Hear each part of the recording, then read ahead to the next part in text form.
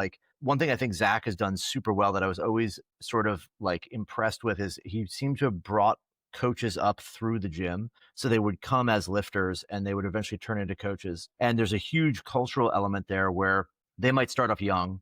They're young, they're into it, they get into powerlifting, they like it a lot, they have an aptitude for coaching, they enjoy the idea of doing that, and they start to pursue it as a profession. And he has the system, like you just explained, to sort of walk them into it where like it is hard to get like to wait for that right person to come in. So it might be that you start looking in your ranks of like who's the loyal, who's somebody who's super loyal, who's into this, who might want to be part of this. And you can start to slowly see if that's a fit, and onboard them, and start to get them kind of doing some of that stuff.